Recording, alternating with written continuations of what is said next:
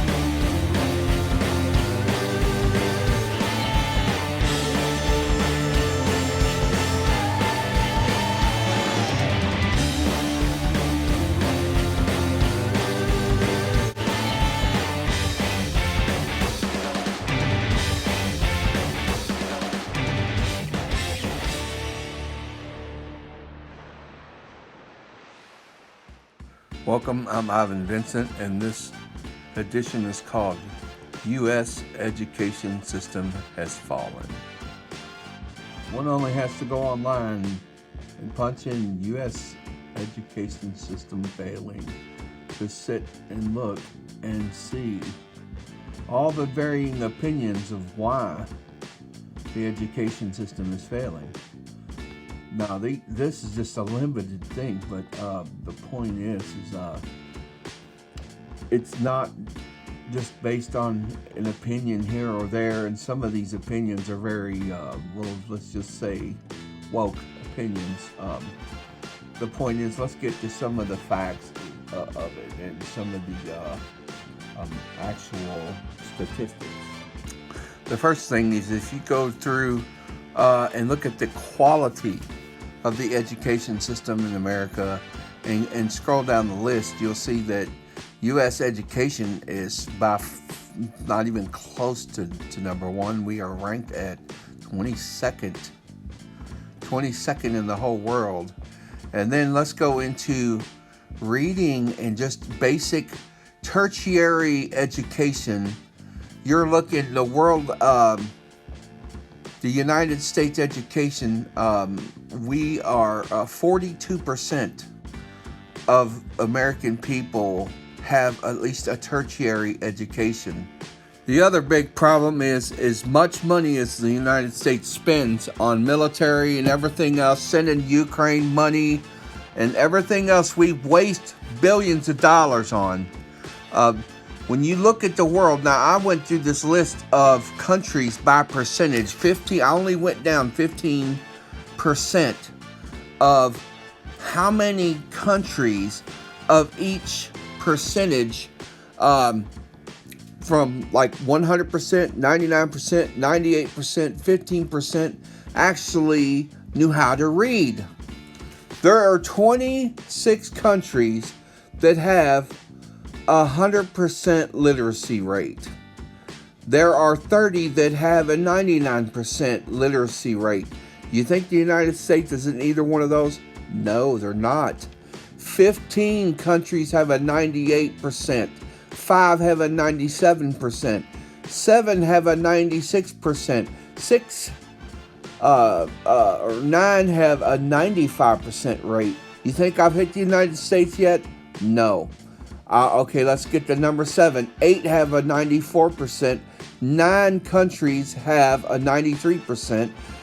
3 countries have a 92. 1 country has a 91%. Still think I've hit the United States? No. I'm at number 10. 6 countries on number 11. 6 countries have a 90% literacy rate. 1 country has an 89. 1 country has an 88. 3 countries have an 87% literacy rate. You think I still hit the United States? No. The last one I did was number 15. 2 countries have an 86% literacy rate, and that's the United States and the Syrian Arab Republic are tied at 15th out of, but see, that's not really 15th because each one of those percentages have many countries. So the United States, the fact that 86% of Americans are literate, right? They can read and write. So there's certainly something wrong here. And then when you start to think about, you take all these American women, again, I brought this up in my last video, but some of these American women are mad that American men are leaving and going to other countries and dating women from other countries, and they're making the claim that, well, y'all just going to find dumb women. Well, the fact is, most of the countries the passport men are going to, the women have a better education than the women here. And I blame a lot of this, and I'm not going to pull any punches, on woke policies. It's not about, there's this patriarchy bull. It's beyond, any, it's pure hyperbole, and that's all it is. I could go on with 100 names for it. It's a lot of malarkey. Where have I heard that before? The fact of the matter is that we are 22nd in overall quality of the education system. We're ranked 22nd, and 42% of people have a tertiary education, and we have, if we have 86% who know how to read, that means there's 14% of Americans can't even read or write. So there's a problem here in the United States, and the problem with the education system, and I'm gonna just make this a short video, is that we spend too much money on other things that don't matter. CRT, stupid. Sorry. I can't understand how we got rid of civics. People don't even know the rights here anymore, and people have no idea. When I hear them talking about socialism and all, they don't know what they're talking about. They don't know about the Mayflower. They don't know about the Mayflower Compact. There's a really super big gap here in the education system between the people who know and the people who don't. And the people who don't are pointing their finger on the other side saying, y'all don't know, but actually we know. That's how we got to the other side, because we walked across the bridge of knowledge we built ourselves. And I'll tell you something, all this other stuff about, like I was talking about earlier, I'm a mix of many nationalities, but I look white, so I'm always thrown into that mix. I'm Native American, Egyptian, Hebrew, so I'm getting tired of hearing these things about white privileges. I've never seen white privilege. We need to spend more time teaching kids math, science, real history. Forget social studies. Math, science, real history, physical education, and any English, anything that is helpful actually to help kids succeed. And all this other stuff is just nonsense. CRT is nonsense. Just like right here, the United States scored 478 in math, below the OECD average of 489. We were beat by all 5 of the countries in Asia: Singapore, Macau, Hong Kong, Taiwan, and Japan. Likewise, they're also beating us in science. We scored a 502 in science, above the OECD average of 489. We were beaten by Singapore, Macau, Estonia, Japan, and this time Finland. Estonia and Finland are 2 European nations, and look, the United States is not even, again, in the top 5 at all. That's bad. So why don't we get back to teaching kids geography, math, history, English, science, useful things. Civics, remember, teaches us our rights. one more thing I want to clear up is this is not a democracy. Even if the government, the senators and the Congress and the Senate run themselves as a representative democracy, and they only represent the people, sorry, they are the representative democracy. We are not a representative democracy. We are a republic. So I don't know where y'all don't separate that, but you're yelling about separation of church and state. And also, one more thing, our Constitution does not grant us our rights. It is a guarantee of our rights. Our rights were guaranteed by the Declaration of Independence and simply declared our rights to be God-given, and that any government who tries to overstep them by breaking the chains of the Constitution, which bounds the government.